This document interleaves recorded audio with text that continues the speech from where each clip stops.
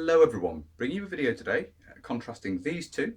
On my left, your right, we have a private, a British infantryman in the very early 1970s, and on my right, your left, we have the same for the National Volksarmee of the Deutsche Demokratische Republik, East Germany. And basically we're going to contrast the kit and the uniform worn at this time. It's quite an interesting time period to look at because you've had the sort of transitional period of the 1960s, and you're seeing things coming in like camouflage uniform for the British Army. The NVA had been experimenting with that for quite a time, and there's a mix of the two different camouflage patterns they'd been using on the mannequin, which we'll talk about when we get into it. Some changes were still to come in terms of kit. We still have the 1960 pattern combat uniform, but in DPM, which would soon be supplemented and replaced by the 1968 pattern, for example, in British service. And you'd see the Blumentarn, the Flakkentarn, Blumentarn being the colloquial name, but the Flakkentarn would disappear. My apologies for any German mispronunciation in the course of the video. It's been a while since GCSE German, so my apologies for that ahead of time. So what we'll do, we'll start at the top and work down as we normally do with these videos, and we'll contrast what we can see on the front of the mannequins here, and then we'll start to move them around and have a look at the different bits of equipment and so forth. So on the British mannequin here at the top, we have the standard Mark IV helmet, Mark IV shell, with the 1956 pattern foam liner in it. So what's commonly referred to as the Mark V helmet, it's not, it's the Mark IV, just with the updated liner. Covered in Hessian and a net over the top. As said in previous videos, this would often be adorned with large amounts of scrim and local vegetation, particularly as the 70s moved on and there was a move towards this. You see quite a few photos in the 60s of helmets being worn in the field just with this. But certainly during the 70s, you see a move to a lot more camouflage being applied. And that would obviously change the look of the helmet. So having it like this at least allows you to see the shape, in contrast to the East German helmet, the NVA helmet here, which is the M56 still at this time. It was in the mid-70s that you'd see or mid to late 70s, you'd see the modification to the one that everyone knows with no rivets or anything.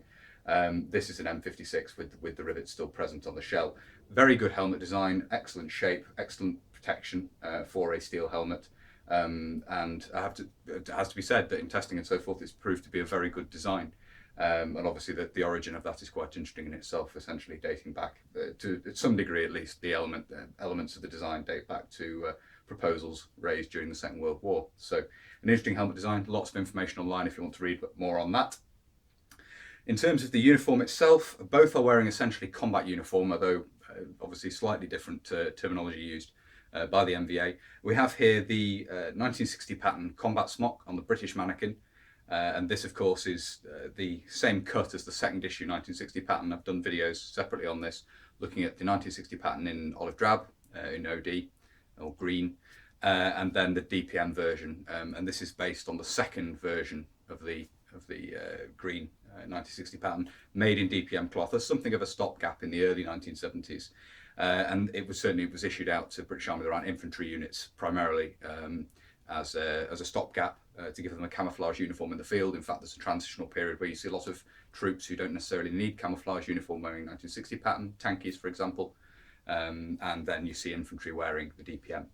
So that is the uniform here. On the NVA mannequin, we have a Stricktarn smock or jacket, depending on what terminology you want to use. And this is a late 1960s dated example. By this period, by this time frame, you're beginning to see a standardisation on Stricktarn in contrast to the Flakkentarn, which had been used concurrently. They'd been used side by side during the 1960s, and the Stricktarn was the one that was standardised upon. So we have, in terms of design, obviously the British jacket has 4 pockets at the front, flat pockets, and then there are pockets internally, which we've looked at separately in other videos. The German jacket, we have 2 breast pockets here. There's no pockets in the skirts here. We do have arm pockets, which we'll see as we move around. As I say, very simple jacket, a lot thinner material than the British. And a distinctly German element of the design is the collar liner buttoned in there, which was a part of German uniform going back quite some time, which was retained. And interestingly, of course, if you were wearing rank, obviously a private in the British Army at this time, you wouldn't be wearing there's no distinctive rank badge. But if you were corporal, sergeant, etc., NCO, you'd wear your rank on the arm or on the cuff if you're a warrant officer. Officers would wear their rank up on epaulettes on the shoulder. In the NVA, Again, very traditional German method of doing things. You have shoulder boards, and these are a subdued version of those which would be worn on the dress uniform. So you, rather than having coloured tape around the edge, coloured edging to show your branch, you just had plain khaki, and then rank would be worn on these, shown by pips and so forth, all the way up through the ranks. So from soldat right the way up through to generals, you would wear shoulder boards, and that's how you would show your. Obviously, they varied very much in design, but that's how you would show your rank. So that's a contrast between the two as well.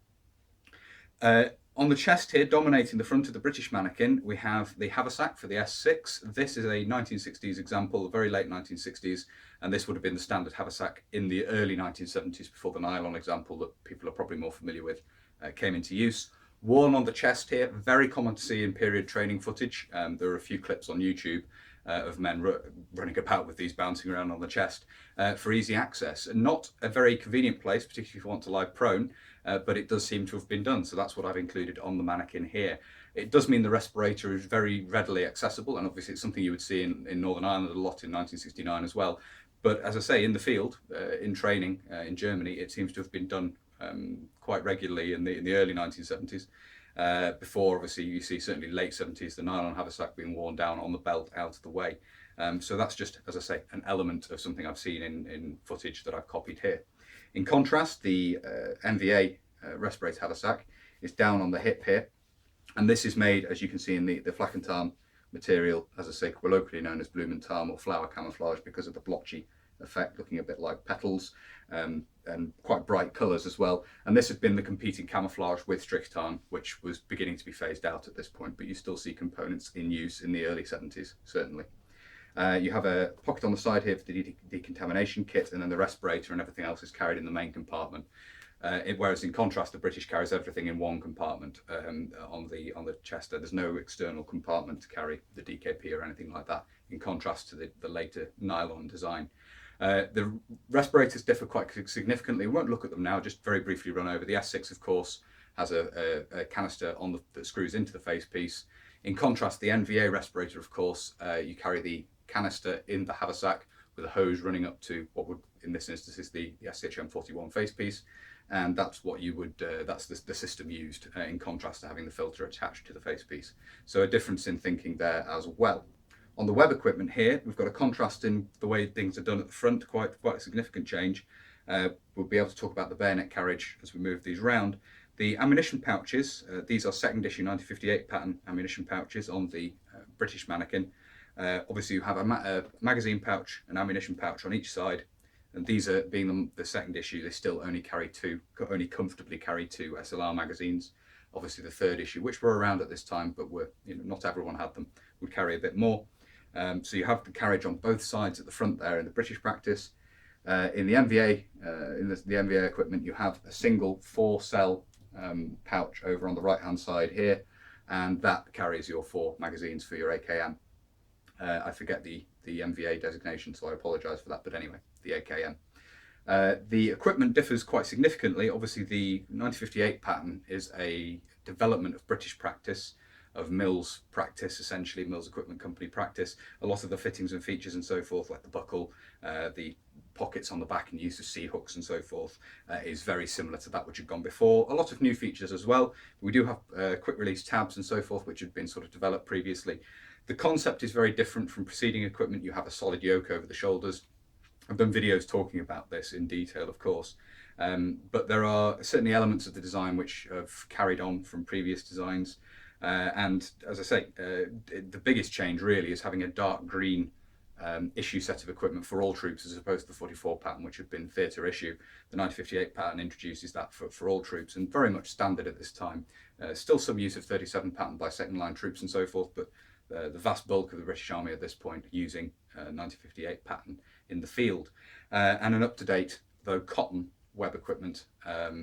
Nylon was beginning to make its presence known, obviously the US with their link glow system and the M1967 before that.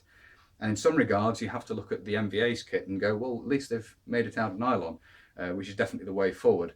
Of course, they've moved from leather to nylon as opposed to having a cotton web equipment, really. But in other regards, it's very much as 1958 pattern carries some features over.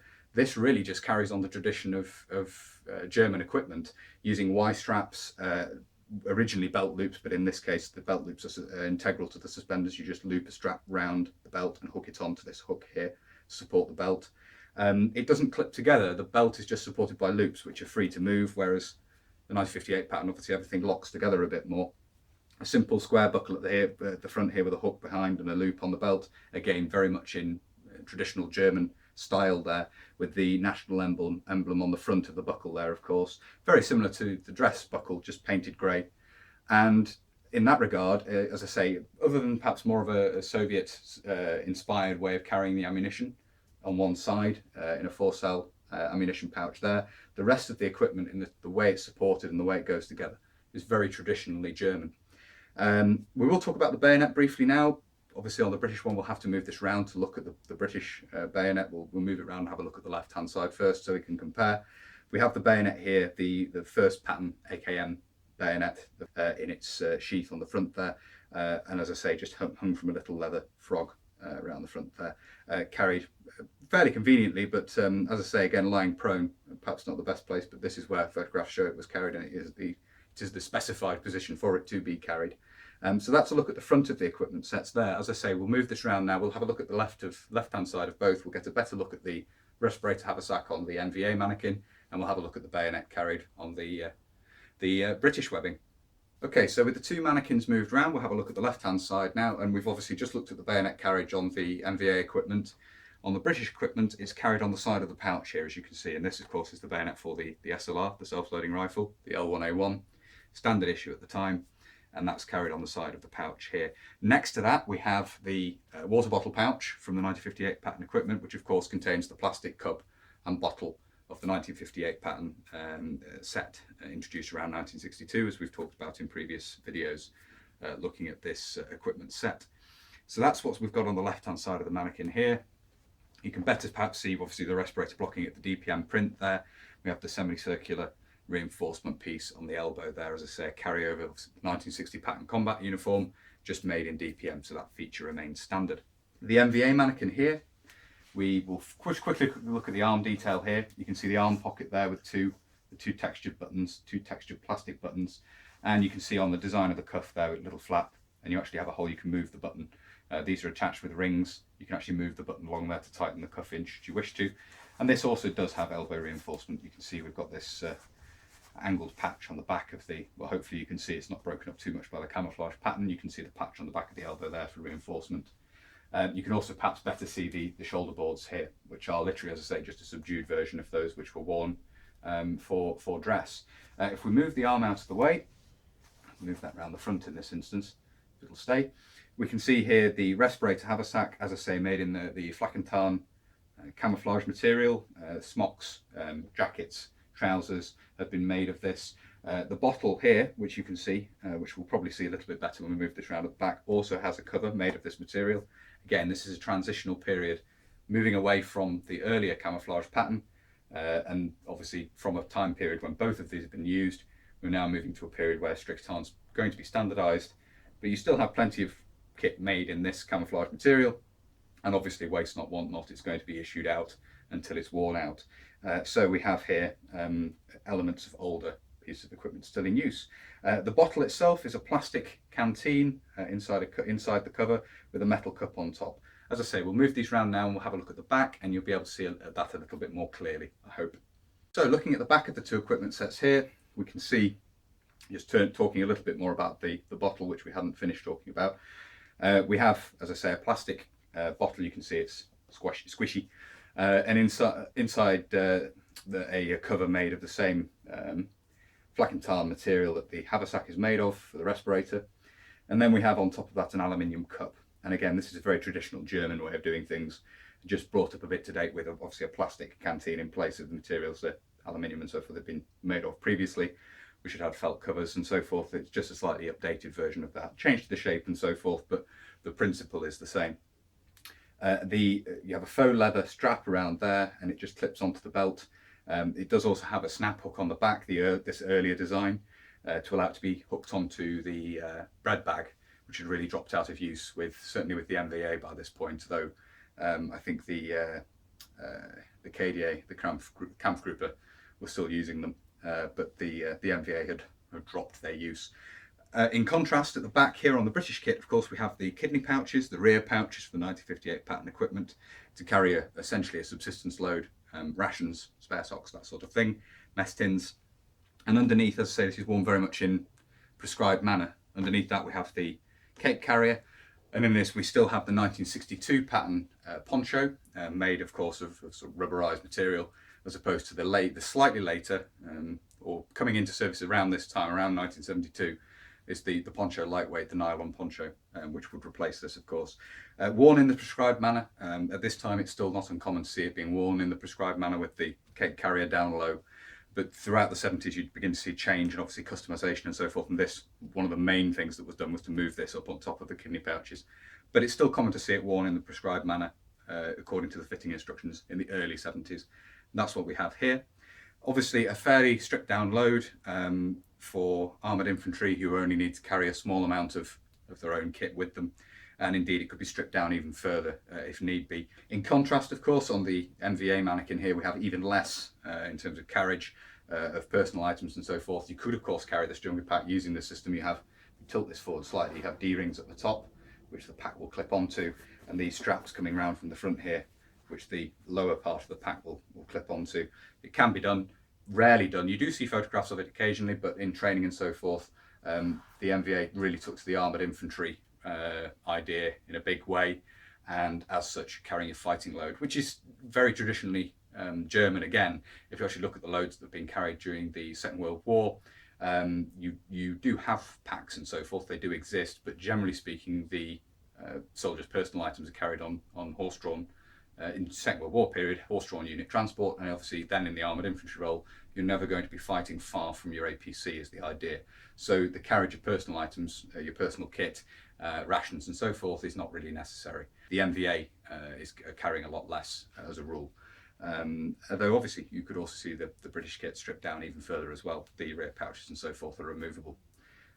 We have, probably see this more clearly when we move this around again, but we do have here an entrenching tool on the NVA mannequin. This is a throwback. It's in a leather carrier, still the standard at the time, and you have it essentially a design going right back to Imperial German use. Is the small shovel, obviously introduced by Britain as well. A very, very similar design for use in the early stages of the Second World War. A very common continental design of entrenching tool. The British mannequin doesn't have an entrenching tool. Obviously, if it was, it would be the lightweight shovel or pick. Suspended from the back of the 1958 pattern equipment, and this is something we've talked about in previous videos, but they're sometimes not carried. They're not an essential piece of kit. It would depending on what you were doing at the time. As I say, they may be left in transport or so forth if the training involved didn't require them, and as I say, in this instance the photographs I've based this off, they aren't being carried, so I've left that off the mannequin in this instance just to give a bit of a contrast there. We'll move these around now and have a look at the right hand side. Okay, on the right hand side of the mannequins here, there's not a huge amount else to see in terms of the design of the smock and so forth. There's no more details to talk about in that regard. Into the British equipment here, you can see how the cape carrier at the bottom here comes around and clips onto the ammunition pouch to stabilise it. Just an interesting part of the design. And you can see the little Energa pouch on the side of the ammunition pouch there, designed of course to take the rifle grenade adapter, which had really fallen out of use before this set of equipment was really introduced in any big way. But remained a part of the design right the way through, interestingly enough. As I say, in contrast to that design of ammunition pouch, we can again see the 4-cell single ammunition pouch of the NVA equipment here. More of a Soviet, more of an Eastern Bloc thinking in that regard, in having the one big ammunition pouch on one side. If we move the arm out of the way here, we can see again the entrenching tool a little bit more clearly perhaps, again in the antiquated leather cover, and as you can see really is a throwback in terms of design, but very commonly still issued at this time period.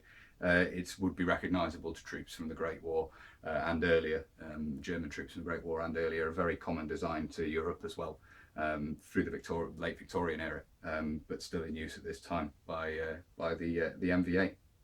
So there we are. I do hope you found that interesting. This sort of contrast of kit video is something I've really wanted to do for a long time, contrasting British and Commonwealth troops to enemy troops or potential enemy troops, shall we say, in this instance.